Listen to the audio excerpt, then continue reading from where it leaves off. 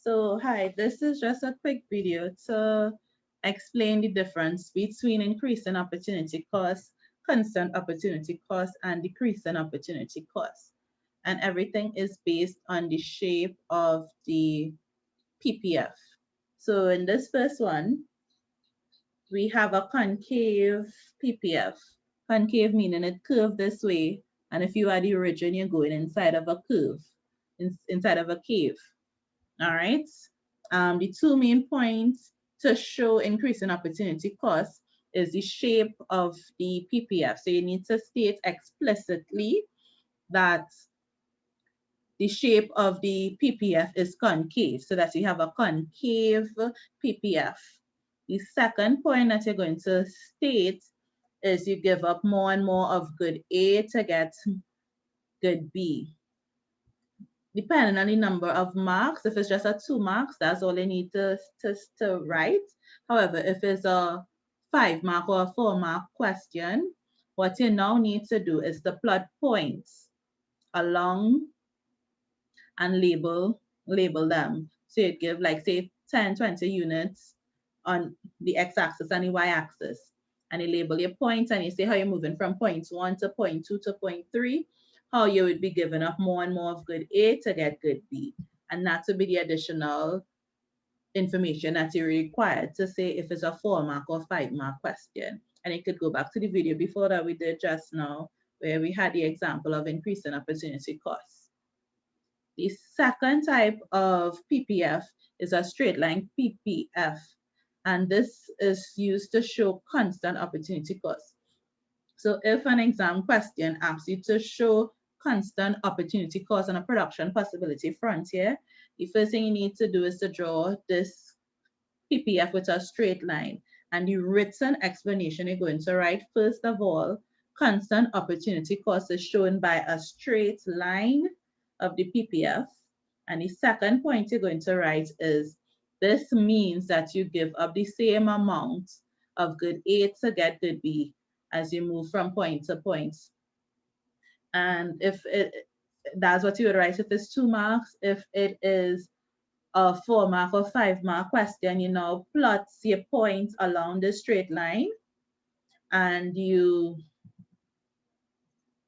show that it will be the same ratio. If you're giving up from X to Y to Z, you're going to give up 20 units. You're going to give up again 20 units as you move from point to point to get the same amounts. So you're sacrificing the same amount of showing the opportunity cost is constant. The third one would be decreasing opportunity cost. The first thing that you need to write is the shape. So to show a decrease in opportunity cost, you need to draw a convex PPF.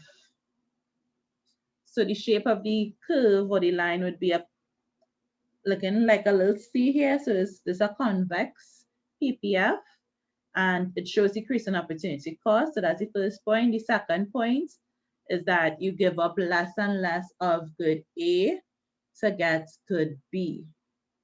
So that's the explanation you'd be given for that. The other questions in exams that would come related to this would be to show efficiency. So to show efficiency on any one of them, it would be a point along the curve, whether it's a concave line, a straight line, or a convex line, that shows efficiency. Any points along the PPF shows efficiency. To show inefficiency will be any point inside the curve, any one of these curves. And to show unattainable points, because they're not yet developed as yet, would be any point outside of the curve. The other things that would be examinable would be specific, where they actually ask you to calculate opportunity cost based on whatever figures they give you. And the other aspect which is examinable would be given scenarios. So say if, for example, there's a hurricane, how is that going to impact the PPF regardless of the shape of the PPF? If there is a hurricane, that means you have less resources that might knock out power. You might have things, so that would be like an inward shift of the PPF. If there's something like unemployment, unemployment does not affect the shape or the movement of the PPF. It just means that it is an inefficient point. You just highlight the inefficient points inside the curve.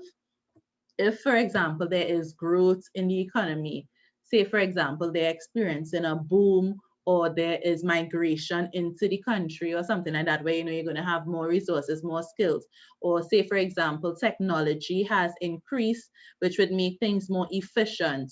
So you can now produce more and more using the same materials or the same skill labor that you had. That would mean an outward shift of the PPF regardless of the shape of the PPF.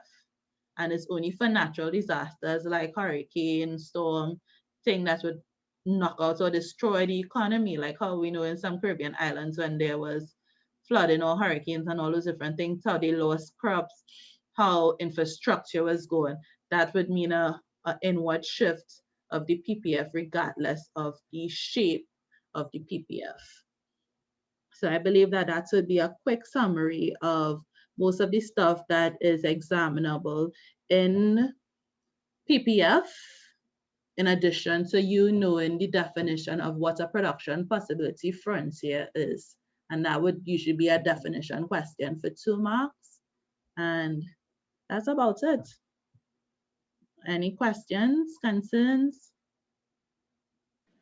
No, I don't have any. All right. Well, that would be it for class today.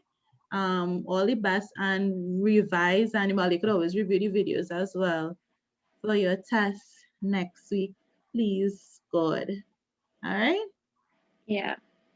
So enjoy the rest of your day. Bye. Same to you. Bye.